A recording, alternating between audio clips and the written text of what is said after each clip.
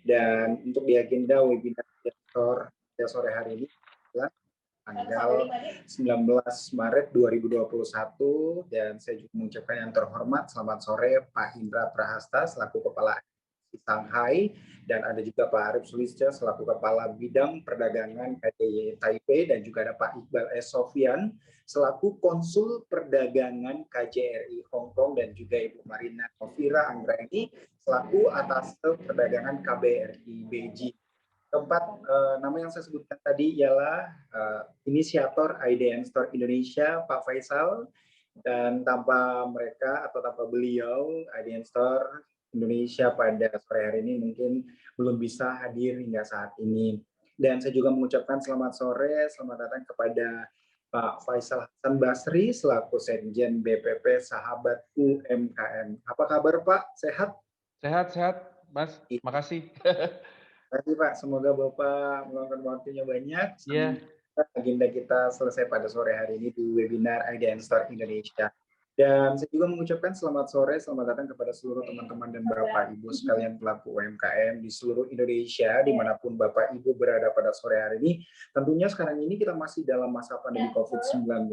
Diharapkan kepada Bapak Ibu selalu menjaga kesehatan, seperti menjaga jarak, menggunakan masker, dan juga mencuci tangan.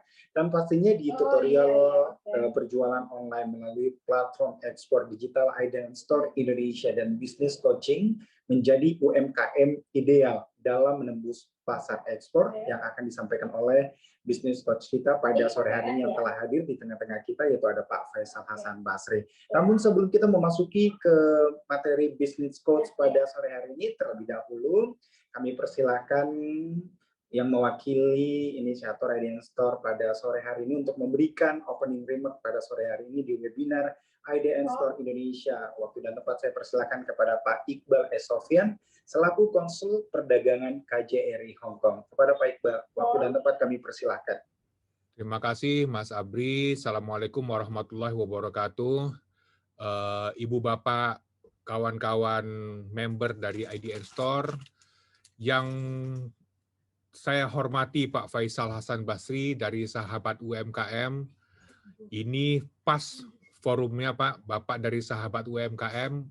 Platform IDN Store ini tercipta sebenarnya dari keresahan kami, perwakilan-perwakilan perdagangan di Beijing, Shanghai, dan Taipei, termasuk Hong Kong. Tahun 2020 kita terkena pandemi seluruh dunia, sehingga kita tidak bisa mempromosikan barang-barang UKM Indonesia di negara yang kita wakili. Oleh karena itu kita putar otak bagaimana caranya agar barang-barang Indonesia ini tetap bisa dilihat atau bahkan dinikmati di negara-negara akreditasi kita. Oleh karena itu maka platform ini tercipta di pertengahan 2020 dan baru saja di-launching oleh Menteri Perdagangan. Idenya tercipta di pertengahan 2020 dan di-launching oleh Menteri Perdagangan di Januari 2021 ini, Pak. Jadi kalau dianalogikan dengan manusia, umurnya baru ada 2 bulan, masih belum bisa ngapa-ngapain sebenarnya.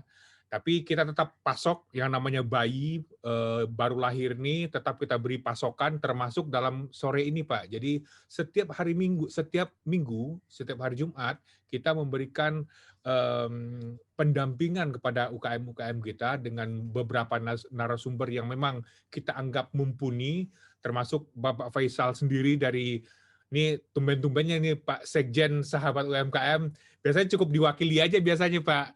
Ini terima kasih banyak Pak atas nama IDN Store dan perwakilan perdagangan di keempat negara tersebut. Kami mengucapkan terima kasih atas kesediaan Bapak karena telah mau menyediakan waktu dan berbagi ilmunya. Untuk tidak berpanjang waktu, saya tidak sabar untuk mendengarkan dan belajar dari Pak Faisal tentang bagaimana cara ekspor atau topik apa yang Bapak ingin angkat di kegiatan sore kali ini. Terima kasih, waktu dan tempat kami kembalikan ke Mas Abri. Ya, terima kasih banyak Pak Iqbal yang telah memberikan opening remark pada sore hari ini di webinar IDN Store Indonesia. Beliau adalah bernama lengkap Iqbal S. Sofyan selaku Konsul Perdagangan KJRI Hong Kong. Terima kasih banyak Pak, sehat selalu.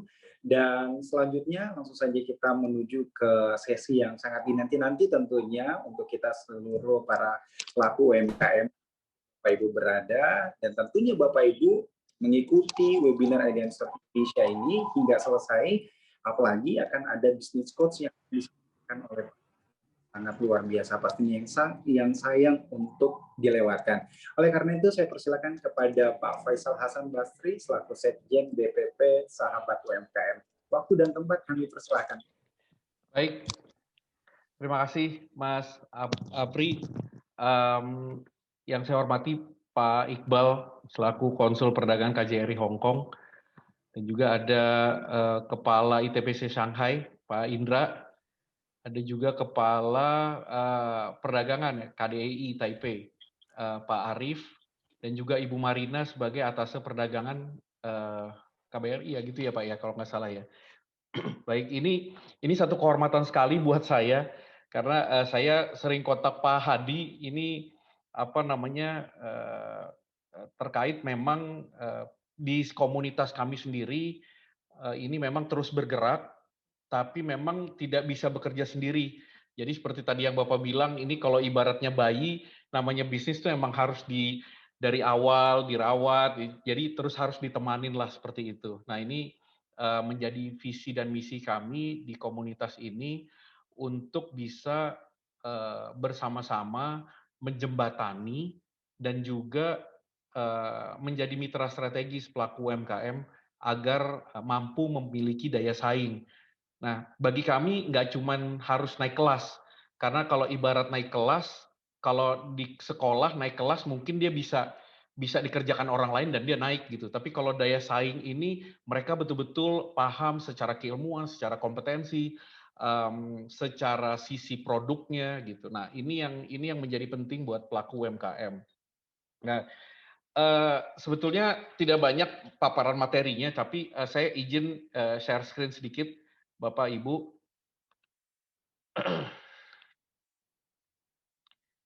Sudah terlihat ya? Baik, sebentar. Nah, ini saya ngambilnya UMKM Go Export karena sekarang kalau ada hasil riset juga ekspor kita juga sebenarnya belum begitu besar, apalagi apalagi terkait dengan dampak pandemi yang memang global jatuhnya seperti itu. Nah, balik dulu ke sahabat UMKM ya, Bapak Ibu, bahwa kami adalah komunitas independen yang memang saat ini tadi pagi saya cek sekitar 7.606 anggotanya di 27 provinsi di Indonesia. Nah, secara tidak sengaja juga sebetulnya karena pendaftaran kita kan melalui website secara gratis buat anggota. Nah, ini ternyata mereka semua adalah pemilik produk yang harapannya bisa turut serta nanti di dalam IDN Store, karena ini ide yang sangat brilian sebetulnya. Waktu begitu saya dengar IDN Store ini sesuatu yang bagi pelaku UMKM sendiri juga satu harapan yang memang akhirnya mimpi dia jadi kenyataan gitu. Bisa ada aplikasi, ada alat yang bisa menjembatani mereka, nggak hanya berjualan secara offline atau online di nasional, tapi bisa keluar seperti itu. Nah, tapi memang balik lagi, kalau misalnya memang kita bicara untuk ekspor, apa sih sebenarnya idealnya begitu? Tapi idealnya ini juga bukan hanya terkait ekspor, tapi memang secara dasar pelaku UMKM sebetulnya harus mengetahui apa yang mereka harus siapkan. Nah, kegiatan-kegiatan yang kami lakukan memang ada pelatihan, ada pendampingan. Justru sekarang kami lagi jalan juga dengan Kementerian Pariwisata untuk mensupport pelaku-pelaku UMKM yang ada di daerah destinasi wisata. Nah, harapan kami mensupport pelaku UMKM kalau kita bicara di destinasi wisata, itu bukan lagi kita ketemu di satu daerah, kita ketemu, contoh, mohon maaf, ini kita ketemu ayam geprek. Saya lari ke Jogja, ketemunya ayam geprek. Saya lari ke Manado, ketemunya ayam geprek. Itu bukan gitu. Nah, harapannya memang muncul produk-produk lokal, kearifan lokal yang memang bisa dibawa, bisa diangkat bahkan bisa menunjukkan identitas Indonesia seperti itu. Nah, buat Bapak Ibu semua juga yang hadir, ini kalau bicara bahwa di sini kita ada 60 juta pelaku usaha di Indonesia. Ini terbesar negara dengan jumlah UMKM terbesar di ASEAN. Kalau kita bandingkan sama Singapura saja mungkin berapa juta penduduknya gitu. Nah, ini kita 64 juta ini sebetulnya adalah pelaku UMKM. Nah, cuman bagi kami di komunitas jumlah yang besar ini bisa jadi bumerang pada saat kita nggak ikut mendampingi. Pada saat Bapak dan Ibu semua yang menginisiasi IDN Store ini nggak hadir, nggak ikut memikirkan. 64 juta ini nggak ada artinya. Besok mereka akan menyusut, karena memang secara usaha mereka nggak kuat gitu. Nah, jadi perlu perlu backup dari seluruh pihak yang bergandengan tangan, berkolaborasi. Jadi bukan berkolaborasi lagi, Pak. Jadi langsung berkolaborasi. Jadi melakukan aksi yang memang bentuknya konkret buat pelaku UMKM. Lalu UMKM kita semua tahu lah ya bahwa menopang perekonomian bangsa, apalagi saat krisis 98, 2008, 2020 malah krisisnya ya krisis pandemi ya, yang nyangkut ke soal perekonomian juga gitu. Jadi double impact-nya besar sekali buat pelaku UMKM.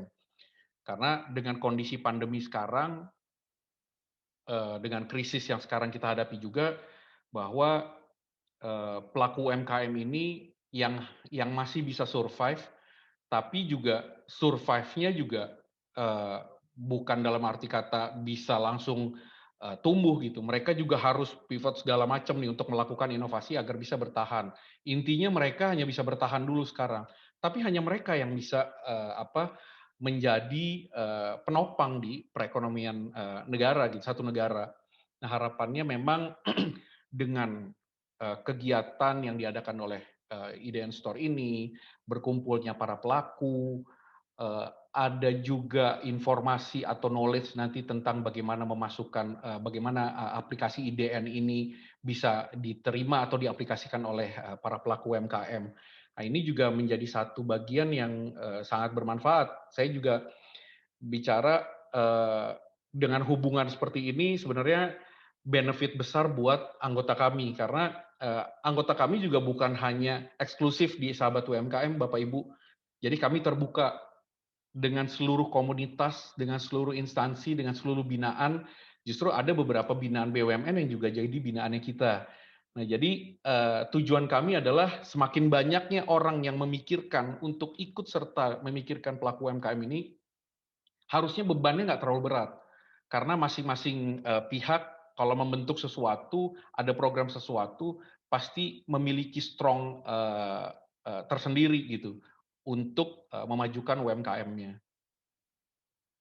Nah, kontribusi UMKM sendiri, PDB udah jelas, ada sekitar 61%, lebih tinggi dari sektor industri besar. Cuman ini balik lagi, bahwa dukungan, kontribusi UMKM ini juga tidak akan berarti kalau misalnya memang individu-individu atau masyarakatnya juga masih ya melihat sebelah mata dengan produknya UMKM, atau pelaku UMKM-nya sendiri ini masih nggak pede gitu dengan produknya gitu. Nah, ini yang membuat juga kita semua harus sering melakukan interaksi, melakukan kegiatan seperti ini. Apalagi saya tahu ini rutin ya, jadi sesuatu yang harusnya pelaku UMKM udah nggak ngeluh lagi nih sekarang bahwa wah saya nggak bisa ini, nggak bisa itu, saya nggak bisa jualan. Nah, ini udah nggak ada gitu. Walaupun kita tahu semua Bapak Ibu, di masa pandemi ini permasalahannya adalah penjualannya turun, tapi bahan mentahnya naik. Bahan dasar untuk membuat atau kalau dia kuliner tuh bahan mentahnya itu naik gitu. Nah, ini juga menjadi problematika buat mereka. Penyerapan tenaga kerja juga iya. Pelaku UMKM yang mampu menyerap tenaga kerja sebesar 97%. Nah, ini juga menjadi sektor yang memang sebetulnya harus didorong oleh eh, semua pihak. Dan juga tenaga kerja ini juga ada beberapa kendala sih. Kalau kami di lapangan itu sempat juga bertemu bahwa ternyata kendala si pelaku itu nggak cuma permodalan. Kalau selama ini kita ketemu pelaku UMKM, masalahnya apa? Masalahnya modal katanya gitu. Padahal sebenarnya enggak. Banyak hal gitu. Tapi yang disebut modal yang pertama. Karena memang kurangnya inovasi, kurangnya interaksi gitu antara dia pribadi dengan orang-orang lain yang memulai usahanya gitu. Nah, tapi memang apa namanya, di satu daerah itu ada kendala soal SDM.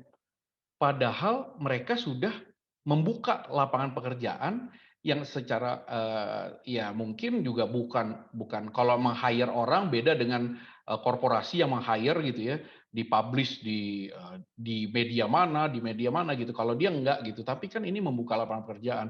Cuman ada di satu daerah permasalahannya justru ada di SDM-nya. Karena SDM-nya lebih mau kerja di modern market yang konon katanya pakai seragam, gaya, apa segala macam, ya begitulah gitu. Nah ini pendekatan ini juga harus dilakukan bukan hanya ke pelaku UMKM tapi ke masyarakat, network sekitar dari si pelaku. Ini juga menjadi perhatian sebetulnya dari pelaku sendiri tentunya. Nah, yang tadi saya sampaikan di awal bahwa nilai ekspor UMKM baru bukan hanya di kisaran atau baru di kisaran 14% dari total ekspor non migas. Nah ini kendalanya juga cukup apa namanya menjadi PR maksudnya buat kita semua. Kenapa? Karena banyaknya produk kita harusnya bisa didorong untuk memberikan apa namanya memberikan peluang di daerah atau di luar negara Indonesia. Karena produk-produk kita juga tidak kalah sebetulnya, cuman mungkin aksesnya saja. Nah, harapannya sore ini teman-teman berkumpul di sini melihat bahwa ada satu akses yang diinisiasi oleh Bapak Ibu untuk memberikan akses pasar buat para pelaku UMKM. Nah, kecilnya apa namanya kisaran kenaikan apa namanya produk UMKM yang ekspor ini mungkin juga kalau saya paparan di sini adalah tidak dapat melakukan ekspor karena kan adanya hal-hal yang tidak terpenuhi karena ada standar produk ekspor yang standar wajib misalnya seperti itu ada regulasi pemerintah. Jadi mungkin di setiap negara juga punya regulasi sendiri atau keamanan produknya. Tapi regulasi mungkin lebih mengarah kepada bagaimana caranya produk ini bisa apa namanya diterima di satu negara, tapi memang regulasinya harus disamakan dulu. Nah ini mungkin ada standar wajibnya. Jadi namun juga ada standar umum. Nah standar umum ini lebih kepada pelakunya. Jadi permintaan di negara setempat itu juga mungkin ada yang tidak sesuai dengan produksi si pelaku. Tapi saya agak kurang setuju sebenarnya karena banyak dari 64 juta itu harusnya ada sesuatu yang bisa di-create untuk menyesuaikan produk apa yang sesuai di setiap negara. Nah,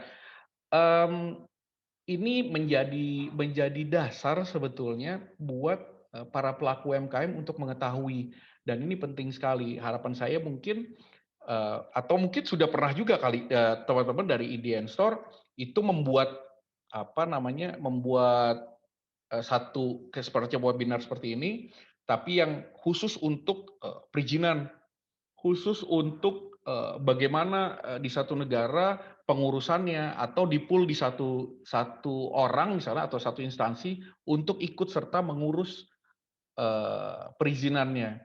Nah, kalau balik lagi ke standar umum tentunya kualitas produk juga menjadi perhatian karena dasar dari kita berjualan adalah produk itu harus benar-benar strong, harus benar-benar kuat dan bisa meyakinkan si pembeli karena bagaimanapun juga pembeli atau market ekspor market yang di luar Indonesia ini biasanya lebih sensitif, biasanya lebih detail melihat sesuatu.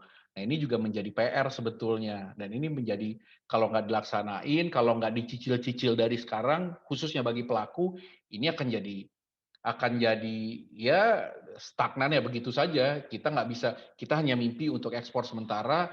Bapak dan Ibu yang menginisiasi IDN Store ini sudah lari, sementara produk UMKM-nya masih hanya di situ karena memang tidak apa namanya, nggak tertib istilahnya buat mengikuti standar produknya, kualitasnya seperti apa. Lalu kalau misalnya kualitasnya udah tahu, udah bagus, ternyata nggak sustain. Nah ini juga menjadi problem sebenarnya buat pelaku UMKM. Dah, level standar wajib kalau di nasional kan berlaku di masing-masing negara melalui lembaga standarisasi nasional. Kalau level regional berlaku di kawasan pasar tunggal seperti Uni Eropa, ASEAN, atau kesepakatan bersama. Level nasional berlaku di seluruh dunia melalui standarisasi internasional. Nah, di sahabat UMKM sendiri ada beberapa pelaku UMKM yang memang sudah juga ekspor gitu. Nah ini kami juga sudah sempat sounding ke mereka bahwa ada IDN Store, mereka juga harus melihat peluang itu. Kami belum sounding, ternyata mereka udah bilang, Pak, saya udah ikutan loh IDN Store. Nah ini kan menarik nih. Jadi sebetulnya para pelaku UMKM atau para peserta yang hadir sore ini harusnya bisa melihat bahwa betapa peluang itu sebenarnya udah terbuka, tinggal keseriusannya di kita. Nah, terkait dengan UMKM ideal sendiri, kalau kami di Sahabat UMKM memang tadi yang seperti saya sampaikan di depan bukan hanya naik kelas, tapi harus punya daya saing. Nah, daya saing itu seperti apa sih sebenarnya agar kalau dia selesai dan terlihat memang sudah unggul, akhirnya memang kita kategorikan bahwa sesuatu produk atau pelaku tersebut sudah menjadi UMKM yang ideal. Nah, idealnya itu seperti apa sih sebenarnya? Karena begitu kita mencapai titik ideal, maka pasar ekspor sendiri udah pasti kebuka gitu. Nah, apa saja yang menjadi indikator UMKM ideal? Nah, menurut kacamata kami dari komunitas itu ada yang namanya kompetensi. Yang kedua ada yang namanya nilai jual. Nah, atau ya nilai jual produk lah seperti itu. Yang ketiga adalah pemanfaatan atau kemampuan si pelaku untuk menggunakan teknologi. Ya saat ini udah nggak ada pilihan. Kalau 2018, 2019 pemerintah selalu menyampaikan bahwa industrialisasi, kita akan menyambut industrialisasi 4.0. Sekarang udah nggak nyambut. Pilihannya digital or die. Nah, IDN Store ini menjadi pilihan, salah satu pilihan yang memang punya diferensiasi, punya perbedaan sendiri karena bermain memang khusus untuk diperkenalkan di daerah-daerah. Lalu ada legalitas, lalu ada jaringan, dan terakhir adalah akses permodalan. Nah, bagi kami UMKM ideal meletakkan akses permodalan di terakhir bukan tanpa alasan, karena memang tidak mungkin seorang yang memerlukan interaksi atau kerjasama dengan institusi finansial ini mau dapat dukungan kalau memang tahapan 1, 2, 3, 4, 5 ini mereka nggak paham, mereka nggak tahu. Nah, ini yang menjadikan pelaku UMKM itu harusnya bisa lebih ideal untuk memasarkan produknya. Walaupun mungkin targetnya saya nggak mau ekspor dulu mungkin. Saya akan ekspor nanti setelah saya lihat market pasar saya di skala nasional ini sudah mulai naik, mulai meningkat seperti itu. Nah, kalau satu-satu digambarkan adalah soal kompetensi. Ini soal soal capacity building-nya mereka gitu. Nah, pelaku UMKM di kami itu selalu kita berikan training, workshop, seminar, coaching, talk show bahkan, atau diskusi, FGD. Nah, tujuannya adalah untuk supaya si pelaku ini siap dari sisi diri mereka sendiri. Bahkan kalau saya bisa tambahkan di sini adalah kalau kita suka bikin kegiatan untuk peningkatan kompetensi, yang pertama bukan ilmunya dulu, tapi mentalnya dulu. Mentalnya udah harus siap dulu. Jangan sampai nanti mereka, para pelaku UMKM, jualan itu berubah-ubah. Karena kita mau yang didorong atau, saya yakin, Bapak Ibu yang menginisiasi IDN Store ini saja, pasti inginnya produk lokal yang orangnya benar-benar fokus di situ. Nah, bagaimana kalau dia mau fokus tapi mentalnya nggak kuat? Ini yang suka miss dari setiap pelaku. Dia hanya kepikiran karena saya bisa masak, kalau kita bicara kuliner, saya bisa masak, saya tawarin ke orang, orang suka, terus saya jualan, gitu.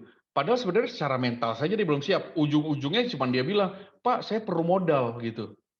Nah, di sahabat UMKM kadang kita tanya, oke, kalau misalnya ada modalnya, bagaimana caranya ngelakuinnya? Oh iya Pak, nanti saya akan buat masakan begini. Oke, kalau masakannya nggak laku terus mau gimana? Nah, hal-hal itu sebenarnya mendorong bahwa memastikan dia bahwa secara mental, kalau mental memang dia siap untuk menjadi seorang entrepreneurship, karena kalau jatuhnya pelaku UMKM, ini kan hanya nama ya, tapi sebenarnya kalau UMKM berdasarkan omset saja, itu yang menjadikan bahwa 64 juta pelaku UMKM di Indonesia gitu. Nah jadi karena berdasarkan omset, cuman mungkin treatment-nya saja yang berbeda. Nah ini yang harus didorong dari sisi mentalnya. Mental mereka siap, setelah mereka siap secara mental, baru masuk ke kompetensi secara misalnya kita bicara soal kompetensi tentang digitalisasi. Bagaimana mereka melakukan, kita bikin pelatihan tentang digitalisasi, digital marketing. Bagaimana saya udah posting di Instagram, boleh posting di Instagram, tapi tahu nggak cara captionnya gimana? Tahu nggak cara fotonya bagaimana? Tahu nggak wordingnya bagaimana? Tahu nggak jam-jamnya tayang itu supaya orang lihat? Nah ini kan juga perlu strategi. Nah itu kita masukkan di kompetensi. Jadi akhirnya kalau nanti ini tahapan pertama maju, kedua, ketiga sampai ke-6 tadi, makanya ini merupakan satu UMKM begitu mereka selesai, ini merupakan satu yang ideal lah buat pelaku UMKM. Ini juga ada nilai jual produk. Tadi saya bicara di yang kedua adalah nilai jual produk. Nah, nilai jual produk ini adalah inovasi, kualitas, brandnya, kemasannya. Nah, eh, ini yang akan mendorong setelah mereka secara keilmuan paham bahwa oke, saya paham bagaimana caranya digital marketing, bagaimana caranya literasi keuangan, bagaimana caranya membuat satu pembukuan yang baik, yang simple, tapi saya tahu gitu. Dan kalau keuangan sudah pasti bisa apa ya namanya, membuat kita berkaca gitu istilahnya, bahwa kapan kita lari, kapan kita harus ya udah saya diam aja dulu karena produk saya masih banyak. Oh ya udah saya mau liburan deh gitu. Nah ini pentingnya kompetensi tadi dari sisi literasi keuangannya, pembelajaran keuangannya, itu juga menjadi satu perhatian. Lalu setelah di kompetensi naiklah ke nilai jual produknya. Nah, nilai jual produk ini mereka harus mampu berinovasi, membuat produk-produk turunan dari produknya. Misal, kalau misalnya mereka bikin anggota kami tuh ada yang produksi, dia kerjasama dengan para petani sorghum. Dan sekarang alhamdulillah banyak sekali permintaannya tentang sorghum, bahkan barang jadi yang dari sorghum.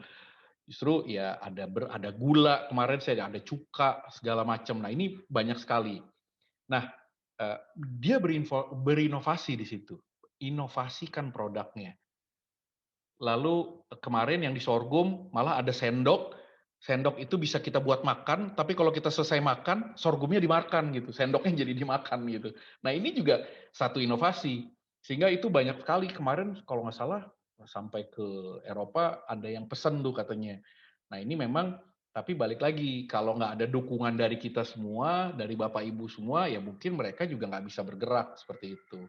Lalu kualitasnya juga harus diketahui dipertahankan maksudnya oleh pelaku UMKM. Karena bagaimanapun juga inovasi dan kualitas ini juga menjadi penting karena orang merasakan hasilnya. Nah, kalau kita bicara dia soal kuliner, pasti kualitasnya harus benar-benar benar-benar bagus, benar-benar higienis, karena market manapun mau lokal mau internasional sudah pasti melihat itu. Apalagi sekarang dengan model pandemi ini semua orang kayaknya aware akhirnya tentang makanan gitu atau tentang barang-barang yang dia gunakan. Nah, lalu ada juga tentang brandnya, karena kenapa brand ini akan menjadi nilai jual produk? Sebetulnya ini akan jadi nilai tambah yang tadinya cuman kalau kita bicara brand dan kemasan, ini saya langsung saja ke 3 dan 4 ke brand kemasan, bahwasannya ada banyak sekali pelaku UMKM kalau bicara kuliner, produknya enak, enak sekali, nggak kalah sama yang lain, nggak kalah sama yang korporasi punyalah. Tapi pada saat mereka disandingkan di modern market, mereka kalah. Kenapa? Karena dari sisi branding saja mereka nggak bisa ya kalah. Atau dari sisi kemasan yang hanya plastik, diikat karet misalnya gitu, terus logonya ditempel atau di copy terus ditempel gitu. Nah ini kan juga nggak menarik gitu, nggak jadi nilai tambah akhirnya. Nah ini yang menjadi yang harus juga dipikirkan step-stepnya untuk menjadi satu UMKM yang ideal. Jadi kita harus pikirkan bagaimana nih produk kita ini, apalagi kalau mau ekspor mungkin expirednya juga ya minimal setahun. Karena kalau cuman bicara 3 bulan saja mungkin udah habis di jalan ya Bapak Ibu ya. Jadi ini juga menjadi penting sebetulnya buat pelaku UMKM. Lalu ada teknologi. Nah ini udah nggak ada pilihan. Tadi digital or die gitu. Nah jadi ini juga mau nggak mau memang kita harus menggunakan digital ini peningkatan teknologi ini juga harus kita lakukan. Nah tidak dipungkiri memang banyak pelaku UMKM yang usianya memang ya sudah bukan sepuh ya, cuman sudah memang untuk masuk ke teknologi itu udah mikirnya udahlah nanti saya minta tolong anak saya saja misalnya gitu. Nah banyak yang seperti itu. Di anggota kami juga ada yang seperti itu. Tapi kami coba terus saja melakukan pendekatan karena ada pendampingan dan kalau di sahabat UMKM biasanya kami buat satu kelompok-kelompok atau grup WhatsApp tuh banyak sekali. Nah itu suka curhat tuh. Nah kita coba brief, kita coba kasih pemahaman, atau satu waktu, satu kali gitu kita undang ada mentor yang masuk untuk ngobrol soal teknologi, bagaimana, dan segala macam. Nah, sejak pandemi, apalagi pandemi ya, ini kan e-commerce jadi naik hingga 26%, mencapai 3,1 juta transaksi per hari. Ini sudah memang menjadi pilihan yang seksi buat pelaku UMKM. Yang awalnya harus offline, harus buka store atau toko gitu. Sekarang udah nggak perlu, berarti ada cost yang dipotong. Nah, teknologi ini juga membantu, cuman ada lagi PR-nya kalau kita menggunakan e-commerce atau Bapak Ibu semua masuk ke IDN Store gitu. PR-nya ada, PR-nya adalah foto produk. Nah, jangan sampai nanti foto produknya juga biasa aja, sehingga orang zaman sekarang gampang sekali untuk digeser-geser tuh layarnya. Udah nggak bagus, nggak bagus. Padahal dia cuma lihat foto. Belum ngerasain makan, sebenarnya ngerasain makanannya mungkin lebih enak dibanding foto yang lebih bagus. Bisa jadi. Tapi karena foto kita nggak bagus, itu juga jadi masalah akhirnya. Nah, karena di IDN Store semua orang melalui aplikasi, melalui web mungkin bisa akses, melihat dan langsung wah fotonya menarik nih gitu. Nah, ini menjadi PR juga buat pelaku UMKM. Di Sahabat UMKM kamu melakukan itu. Kami bekerja sama dengan akademisi, dengan komunitas fotografer, dengan siapapun untuk membantu para pelaku UMKM dibuat foto produknya. Nah, ini beberapa kegiatan kami juga sudah masuk untuk memberikan fasilitasi itu. Lalu di sini ada point of sales, POS. Point of sales ini kan menjadi penting sebetulnya bagi UMKM yang biasanya manual gitu. Nah, pendekatan kami di komunitas kalau meminta para pelaku UMKM untuk menggunakan POS adalah kalau dulu dia pakai nota, sekarang udah nggak perlu misalnya. Kalau pembayaran udah bisa pakai handphone sendiri, secara digital, nanti dikirimnya juga paperless gitu, nggak perlu lagi ada nota segala macam gitu. Nah, buat sebagian pelaku UMKM mungkin agak rumit, agak rigid gitu karena aduh repot ya, biasa saya nulis aja gitu. Nah, kelebihannya sebetulnya kalau kami menyampaikan adalah menyampaikan kelebihannya kalau menggunakan point of sales. Kenapa? Karena satu, pada saat mereka menuliskan notanya dalam satu bentuk digital melalui handphone, yang kalau diklik itu bentuk pembayarannya akan langsung masuk via WA atau ke email. Nah, benefit lainnya apa? Mereka, si pelaku UMKM, itu punya data pembelinya. Yang besok kalau mau promo, itu nggak susah. Kemarin yang beli punya saya siapa ya? Tinggal buka aja handphonenya. Karena nomornya kecatat semua. Tinggal di-blast lagi aja, Bapak, Ibu, selamat siang. Saya ada produk terbaru nih, boleh dicobain. Saya kasih diskon deh, bla bla bla bla bla. Itu benefitnya atau kelebihannya memang memahami dari sisi teknologi. Ada POS, ada digital payment tadi, ada SEO. Nah, kalau SEO ini kan sebetulnya bagaimana caranya orang bisa engage dan mengetahui produk kita. Tapi kalau SEO mungkin bisa bergabung di satu bareng-bareng gitu, berkumpul di satu pelaku UMKM bareng-bareng ini untuk belajar atau cari tahu siapa sih yang memang bisa di-hire untuk melakukan SEO seperti itu. Nah, ini dari sisi teknologi. Lalu ada langkah selanjutnya adalah untuk menjadi UMKM yang ideal itu adalah legalitas. Nah, di UMKM legalitasnya itu adalah yang paling rendah adalah IUMK, ada NIB, ada PIRT, ada halal, ada HAKI. Nah, mungkin kalau misalnya kita bicara ekspor ada HACCP misalnya seperti itu. Nah, sebagian atau sudah cukup banyak sebetulnya anggota di Sahabat UMKM yang ada tuh, udah aware, yang lagi ngurus lah, yang bulan lalu udah terbit misalnya gitu. Nah, ini mereka aware karena mereka punya target juga untuk ekspor.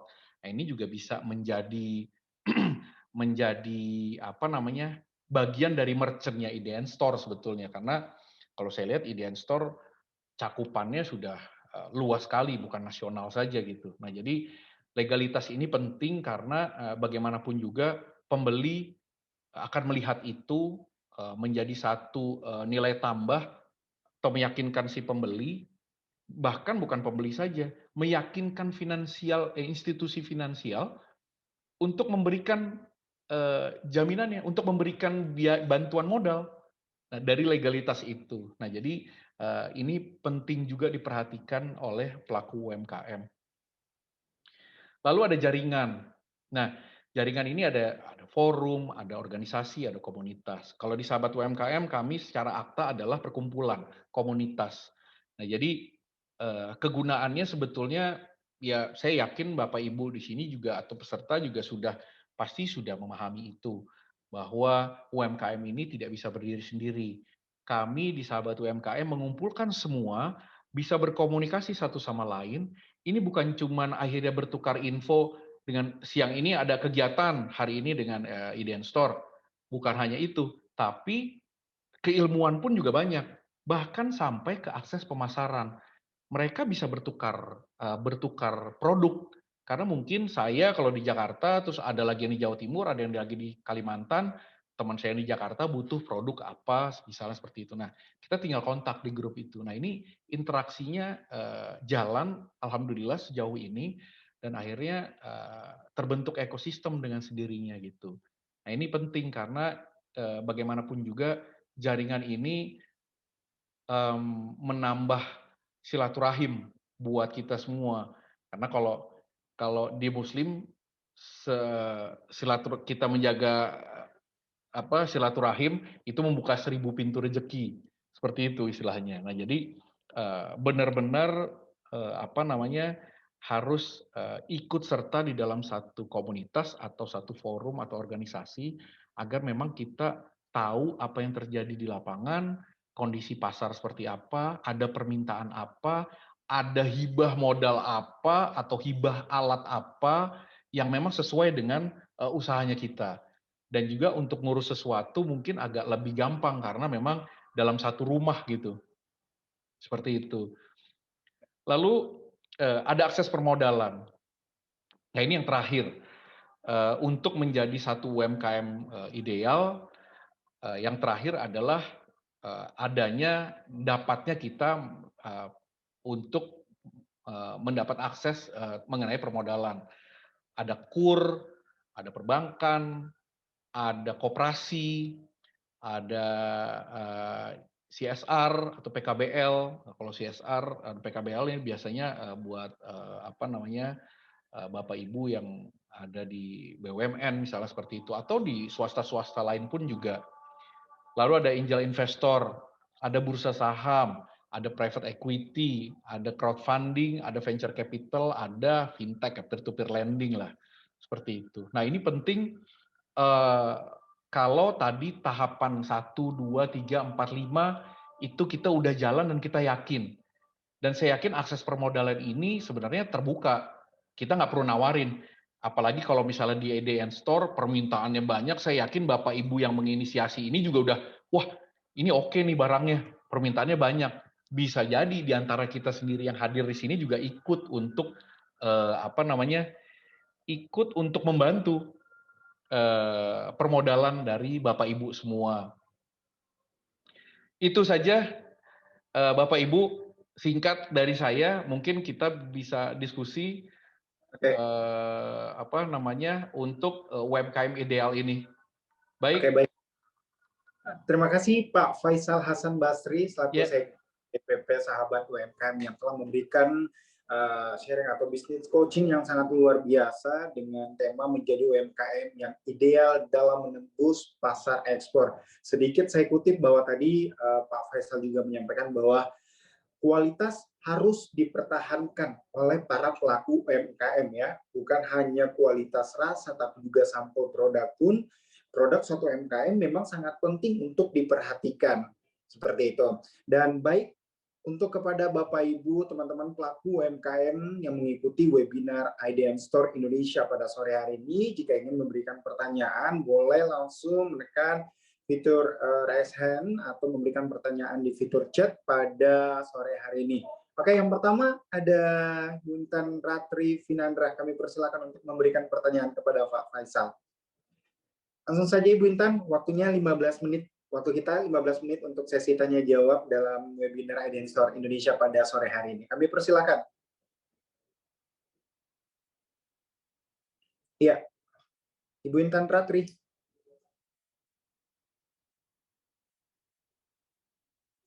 Ya, langsung saja.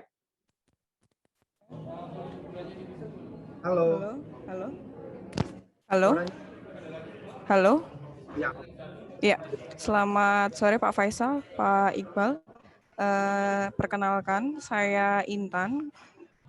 Kebetulan ini saya dari Avoskin, skincare yang berasal brand lokal skincare dari Yogyakarta.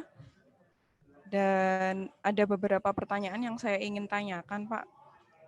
Pertama, mengenai teknologi.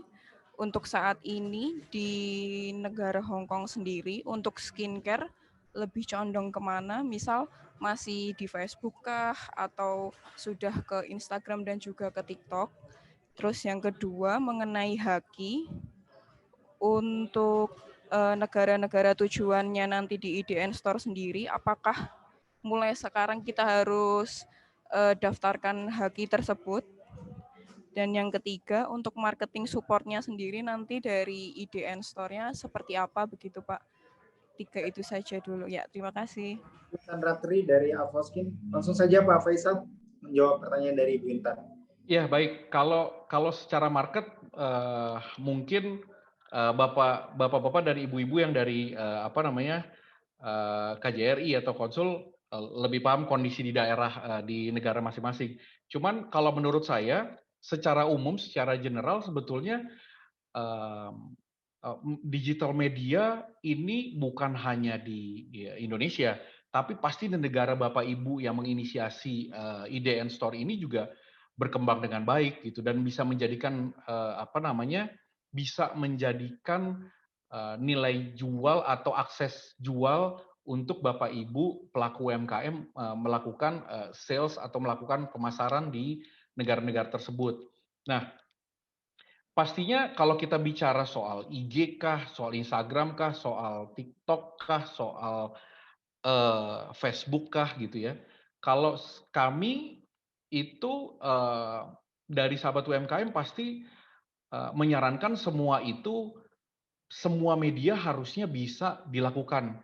Kita harus berpenetrasi ke media-media tersebut gitu. Jangan sampai kita akhirnya karena memang menganggap bahwa di satu negara mungkin mereka nggak pakai TikTok, saya nggak usah deh gitu. Tapi tetap saja karena ini memang sudah jadi kebiasaan orang-orang untuk menjual sesuatu atau memang audiensnya sendiri banyak gitu. Nah, ini juga penting sebetulnya bagi saya sih kalau Ibu bisa melakukan itu, melakukan semua itu di media-media sosial, harusnya bisa memudahkan pasar atau memudahkan penjualannya Ibu sendiri seperti itu. Nah, yang kedua soal hak kekayaan intelektual. Kalau saya boleh ambil contoh begini, Bu. Ada anggota kami di satu daerah di Jawa Barat gitu. Dia udah 30 tahun jualan jamu. Terus akhirnya dia baru sadar bahwa dia harus ngurus hak kekayaan intelektualnya, hakinya, logo, merek apa segala macam gitu ya. Ternyata apa yang dia perjuangkan selama 30 tahun itu sudah diklaim sama orang. Nah, dia keluar dari kementerian atau dari habis ngurus itu, dia cuma diem aja, nangis gitu. Karena buat dia ini kok dia udah berdarah-darah, tapi ternyata orang lain ngambil brandnya dia gitu dan menganggap brand itu bukan brandnya dia gitu, brand orang lain diakuin sama orang lain. Nah, sebetulnya kalau kita berpikir simpelnya, ya udah bikin brand lagi aja. Iya, memang gampang sekali bikin brand, tapi membangun brandnya itu yang susah. Orang tuh perlu berkali-kali, perlu dirusak mindsetnya gitu, supaya tahu bahwa skincare-nya ibu, ini punya Ibu Intan gitu. Kalau nyari skincare, udah ke Bu Intan aja. Atau ke Jogja, saya main ke Jogja deh. Atau mungkin Pak Iqbal sekali waktu pulang ke Indonesia, terus cuman mau ke Jogja untuk mau beli skincare-nya Ibu Intan gitu. Nah ini kan, ini ini menjadi penting sebetulnya Bu, gitu. Karena ibu pasti membangun memproduksi skincare ini ada logonya, ada segala macam lah gitu ya, yang ibu coba perkenalkan ke orang. Nah, bagaimana tiba-tiba ibu memperkenalkan yang tadinya namanya Bu Intan terus tiba-tiba diganti jadi Pak Ical gitu kan, orang juga ini bener nggak sih produknya gitu. Nah, ini menjadi penting kalau menurut saya sih ya harus dilakukan gitu, walaupun terlepas dari di luar negeri butuh nggak sih Pak sebenarnya gitu. Karena kalau ibu cek kalau kita bicara di Kumham itu sudah online sih sebenarnya. Ibu tinggal cek saja gitu. Dan itu secara internasional sudah muncul. Jadi kalau ibu klik misalnya skincare ibu apa, ada nggak di situ? Kalau nggak ada, ibu buru-buru bikin. Karena pasti nanti di luar negeri pun ini memudahkan Bapak Ibu semua yang ada di Taipei, yang ada di Shanghai, Pak Iqbal di Hong Kong gitu. Ini memudahkan menjualnya sehingga pada saat Pak Iqbal mungkin bicara sama calon buyer atau penetrasi membuka peluang, itu orang nggak bilang, Pak, namanya sama nih sama di sini gitu. Kalau sama ya udah, kita kan udah punya udah terbit lah gitu hak kekayaan intelektualnya. Seperti itu sih Bu. Kalau dari saya, dan kalau untuk IDN Store sendiri, saya yakin targetnya IDN Store udah clear lah gitu. Mau membantu dan turut serta memasarkan produk UMKM gitu. Nah ini mungkin bukan UMKM ya, jadinya lokal brand lah gitu, lebih gaya dikit gitu, Mas Afri. Itu saja mungkin. Baik Pak Faisal, oke tadi pertanyaan dari Bu Intan sudah terjawab Ibu ya. Kita menuju ke penanya berikutnya. Jadi boleh, sebelum ke penanya berikutnya, saya ngasih tanggapan untuk Bu Intan kalau boleh. Silakan Pak. Ya, terima kasih Mas Abri. Di Hong Kong sudah dijawab tadi sebenarnya oleh Pak Sekjen Ical. Terima kasih atas jawabannya. Tergantung segmen mana kosmetik ini yang Anda ingin targetkan, Ibu. Kalau misalnya Ibu menargetkan segmen kosmetik Ibu ini adalah warga negara Indonesia yang ada di Hong Kong, di mana 95% diantaranya itu adalah domestic helper, ya media promosi yang paling efektif adalah Facebook. Tapi kalau Ibu ingin mengambil target marketnya tuh orang Hong Kong yang jumlahnya 7,5 juta jiwa, ya kalau pakai media sosial, Instagram. Syukur-syukur Ibu dengan perusahaan Ibu itu punya situs yang proper, kemudian dari situs itu juga langsung punya sarana promosinya sendiri gitu loh.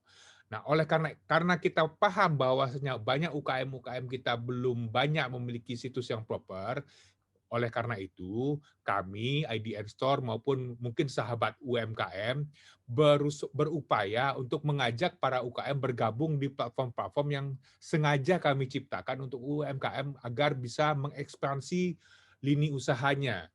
Nah, perlu kita ketahui bersama bahwasanya IDN Store ini tujuannya diciptakannya platform ini adalah memang untuk ekspor.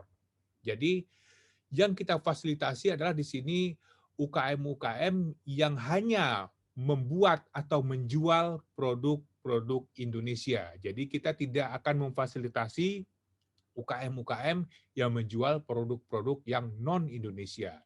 Syaratnya sesimpel itu karena kita ingin memboosting, karena kita lumayan tadi Pak Sekjen Ical sudah menyampaikan bahwasanya kontribusi ekspor UKM itu belum tinggi, banyak tapi belum tinggi gitu. Nah, ini kita terus boosting upaya-upaya ini. Nah, terkait dengan Haki, betul. Saya juga merekomendasikan agar Ibu mendaftarkan hak dan kekayaan intelektual produk Ibu di Indonesia. Kita beruntung, Indonesia juga telah meratifikasi Protokol Madrid. Apa itu Protokol Madrid? Protokol Madrid itu adalah protokol tentang hak kekayaan intelektual di mana kalau kita sudah daftar di satu negara, misalnya Indonesia, itu akan diakui juga di negara, otomatis akan diakui di negara-negara yang juga ikut protokol itu. Hong Kong ikut protokol itu. Kemudian negara-negara maju pasti ikut protokol itu. Jadi kita nggak repot lagi. Nggak, kalau misalnya Ibu ingin penetrasi ke Paris misalnya, Ibu nggak perlu daftar lagi di Paris, cukup daftar di Indonesia saja. Memang membutuhkan waktu yang agak lama ya, karena verifikasinya lama. Tadi Pak Sekjen Ical sudah memberikan contoh tentang perusahaan jamu. Saya juga akan memberikan contoh betapa pentingnya mendaftarkan haki itu. Contoh yang paling gamblang IKEA. IKEA di Indonesia sebelum masuk itu merek dan hakinya itu sudah didaftarkan oleh orang Indonesia, saking hebatnya orang Indonesia ini, karena dia tahu mungkin 5 tahun lagi nih IKEA ini akan masuk ke Indonesia, gue daftarin dulu lah. Jadi IKEA itu ngebeli produknya sendiri di Indonesia, hakinya, saking canggihnya orang Indonesia. Jadi ada tuh broker-broker yang memang spesial untuk mendaftarkan haki itu tuh ada. Jadi kalau bisa secepat mungkin daftarkan produk, lindungi produk kita. Ada fee-nya, ya fee itu untuk melindungi produk itu sebenarnya gitu. Yang diberlakukan selama 10 sampai 15 tahun, mungkin 10 tahun gitu atau 8 tahun. Jadi itu, nah marketing apa yang diberikan oleh IDN Store sampai saat ini kami masih dalam proses apa yang dibilang oleh Pak Sekjen Ical tadi dalam pengembangan proses kompetensi, yaitu masih di tahap awal. Jadi kami ingin mensosialisasikan apa itu IDN Store, kemudian bagaimana cara memajang produk di sebuah platform, bagaimana cara membahasakannya agar konsumen tertarik. Karena yang ingin kita tarik di negara tujuan, apakah Hong Kong, Taipei, maupun di Cina Daratan, itu ada dua. Pertama itu adalah konsumen akhir, yang kedua yang lebih besar itu bisnis. Jadi bisa business to konsumen atau business to business. Jadi dua jalur ini memang kita targetkan bisa masuk dan difasilitasi di IDN Store. Oleh karena itu memang di IDN Store kita juga menyediakan payment gateway dan sarana logistiknya. Terima kasih. Oke, terima kasih Pak Faisal dan juga Pak Iqbal yang telah memberikan jawaban atas pertanyaan Ibu Intan Ratri Vinandra dari Avoskin yang seperti disampaikan oleh Pak Iqbal sebelumnya juga Ibu Intan bahwa memang IDN Store ini hadir untuk membantu mengekspor produk-produk 100% produk Indonesia. Jadi kalau misalnya memang ada produk luar, itu IDN Store sama sekali tidak melayani. Oke, baik, kita menuju ke penanya berikutnya kepada Bapak Ibu. Jika ingin bertanya, langsung saja menekan tombol atau fitur raise hand-nya atau memberikan pertanyaan di fitur chat di webinar kita pada sore hari ini. Kepada Bapak Ibu yang ingin bertanya, langsung saja. Satu pertanyaan terakhir.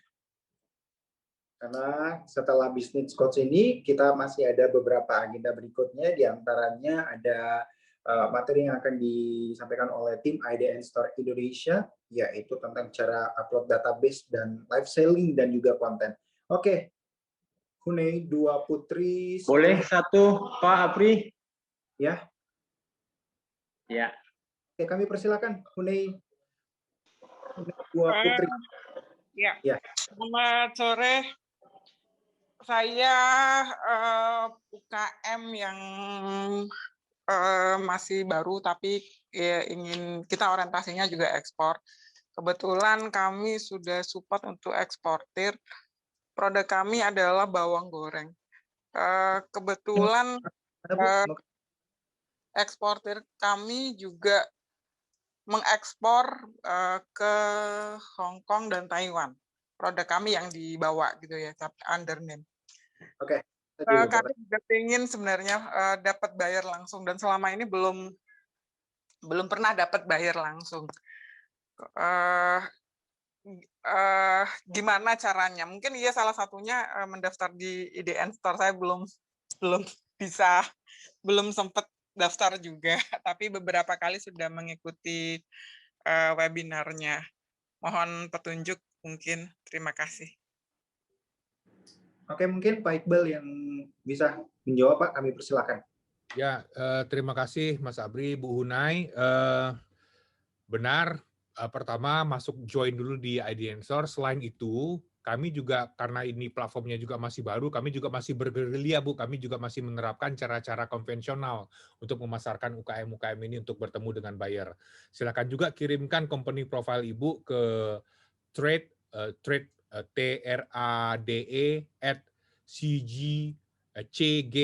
@cgrihk.com. Jadi kirimkan company profile Ibu ke sana dalam bahasa Inggris ya, Bu ya. Oh, bahasa Inggris ya. Iya dong, orang Hongkongnya kan nggak ngerti. Masa saya disuruh translate juga. Daripada saya suruh Ibu nulisnya pakai bahasa Kanton kan mending bahasa Inggris. Baik. Ya kan? Iya. Jadi dibikin company profile-nya secakep mungkin dan nggak usah banyak-banyak, sesimpel mungkin dan sejelas mungkin. Sehingga itu bisa, karena bawang goreng itu potensinya banyak, bagus di Hong Kong, Bu. Dan banyak memang produk-produk bawang goreng UKM kita yang dipasarkan secara, mereka beli di Indonesia, kemudian mereka kotakin, mereka paketin ke Hong Kong, kemudian dijual lagi. Sayang kan, kenapa nggak Ibu langsung bekerja sama dengan distributor di Hong Kong gitu. Oke, Ya. baik. Cukup baik. Terima kasih Pak setelah menjawab pertanyaan dari Ibu Hunai. Dan satu pertanyaan terakhir, karena memang waktu kita pada sore hari ini masih memiliki beberapa agenda lainnya. Oleh karena itu kepada Bapak Ibu yang mengikuti webinar pada sore hari ini, kami persilahkan satu pertanyaan terakhir untuk memberikan pertanyaan baik kepada Pak Faisal selaku dari Sekjen BPP Sahabat UMKM atau juga kepada Pak Iqbal. Pada Bapak Ibu langsung saja memanfaatkan waktu webinar pada sore hari ini sebaik-baik mungkin. Kepada Bapak Ibu ada yang ingin bertanya? Izin Pak Apri. Oke. Ya. Iya. Baik. Ya, makasih Pak Apri. Assalamualaikum warahmatullahi wabarakatuh. Selamat sore. Dari mana? Ya, terima kasih. Baik, bisa dilanjut Pak Apri? Oke, kami persilakan Pak. Terima kasih, ini kesempatan perdana bagi kami. Perkenalkan, saya adalah Rudi. Salah satu produk yang kita kenalkan ini baru 2 tahun.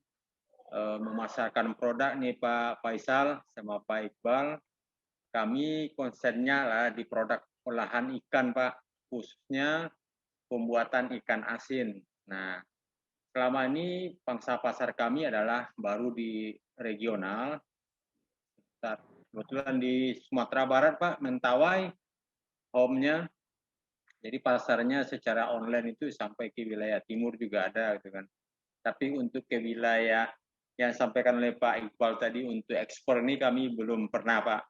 Nah, jadi terhadap itu mohon dipandu Pak, bagaimana mekanisme dan persyaratannya masyarakat kita yang berada di luar negeri juga menikmati ikan-ikan hasil olahan kami. Nama produk kami lah Iba Mananam Pak. Bahasa Indonesianya lah ikan yang enak sekali. Jadi selama ini kami baru secara legalnya atau administrasinya sampai kepada surat izin PIRT Pak. Saat ini kami lagi processing untuk produk halalnya. Terakhir produk kami dibawa sebagai oleh-oleh sampai ke Kongo baru Pak. Tapi tidak melalui sebuah mekanisme perdagangannya. Jadi sebagai pendatang baru yang baru bergabung di IDN ini baru 3 hari Pak kami dapat informasi ini. Jadi kami selalu update, tadi juga berkoordinasi dengan tim IDN Indonesia bagaimana cara menampilkan produk di dashboardnya IDN. Jadi tadi baru berkomunikasi tapi juga masih ada kendala Pak. Harapannya dalam waktu dekat produknya bisa kita share di sini dan juga mohon dipandu Pak untuk bagaimana ikan asinnya Mentawai Sumatera Barat juga nikmati di Hong Kong kata Pak Iqbal tadi. Izin Pak dipandu, terima kasih nih Pak Apri atas kesempatannya perdana di webinar ini. Demikian Pak, Assalamualaikum. Oke, mungkin bisa ditambah sedikit Pak Iqbal jawabannya. Ya, terima kasih Pak Rudi, ini orang kampung saya ternyata, orang kampung Indo. Saya orang Minang Pak. Siap Jadi, Pak, salam kenal Pak Iqbal. Salam kenal Pak Rudi. Di Indonesia, tidak hanya di Sumatera Barat, itu potensi hasil olahan laut kita tuh sangat amat bagus. Karena kita punya laut yang sangat amat luas. Oleh karena itu potensinya sangat amat bagus. Nggak usah berbicara Hong Kong, berbicara pasar yang besar seperti Cina daratan, itu ekspor kita ke Cina itu sangat amat tinggi. Nah, langkah pertama yang harus Bapak lakukan adalah Bapak berkoordinasi dengan BKIPM. Badan Karantina Ikan. Ya. Nah, itu mereka akan memberikan bagaimana standar-standar apa saja yang harus dipenuhi. Nah, itu penting, Pak. Ya. Kalau untuk ke Hong Kong, perusahaan Bapak itu tidak perlu terdaftar di Hong Kong. Kalau Bapak ekspor ke Cina, perusahaan Bapak itu harus mereka inspeksi dulu. Jadi ada orang pemerintah Cinanya itu akan menugaskan petugasnya di Indonesia untuk menginspeksi perusahaan Bapak, apakah ikannya diolahnya seperti apa, diambilnya dari mana gitu. Kalau di Hong Kong nggak perlu seperti itu, lebih sangat ringan, yang penting Bapak punya BKIPM dulu. Setelah Bapak punya BKIPM itu, mari Bapak sampaikan company profile Bapak ke tempat kita, atau Bapak gabung di platform IDN Store, kemudian kita carikan buyer. Ya Pak, akan kita koordinasikan dengan lengkapi Pak. Terima kasih. Oke, terima kasih banyak Pak Iqbal atas izin Mas Apri boleh nambahin dikit Pak Faisal 5 menit Pak untuk webinar. Sebentar, ini menarik ya, udah Rudi nih. Jadi mungkin karena ini olahan, mungkin bisa dicek juga, majukan ke BPOM, soal karena ini kan olahannya produk makanan olahan, setahu saya memang harus diurus BPOM-nya juga. Jadi jangan sampai nanti akses pemasarannya terhambat atau terhambat lah begitu ya bisa dikatakan karena memang BPOM-nya belum ada gitu. Nah ini kebetulan saya juga kenal sama salah satu direktur di BPOM juga yang untuk urusin soal obat tradisional dan makanan olahan ini kebetulan orang Padang juga nih Pak Iqbal. jadi mungkin bisa klop kalau boleh dibantu itu Pak Faisal. Iya, boleh. Siap, insya Allah. Iya Pak. Baik, makasih. Sedikit informasi aja mungkin Pak Iqbal, Pak Faisal, bahwa di sektor produk olahan perikanan dari Kementerian Kelautan dan Perikanan juga ada sebuah sertifikasi yang mendukung jaringan pemasaran untuk produk olahan, yaitu namanya SKP, Sertifikat Kelayakan Pengolahan. Biasanya bagi kami di setiap pelaku usaha atau unit usaha yang bergerak di perikanan, sejogjanya mereka memiliki SKP tersebut, Sertifikat Kelayakan Pengolahan. Demikian mungkin informasi aja Pak. Terima terima kasih banyak Pak Faisal telah memberikan jawaban atau tambahan sedikit dari pertanyaan Pak Rudi, dan terima kasih juga Pak Iqbal Sofyan yang telah memberikan jawaban kepada Pak Rudi pada sore hari ini. Namun untuk sesi tanya jawab kita pada webinar sore hari ini telah selesai.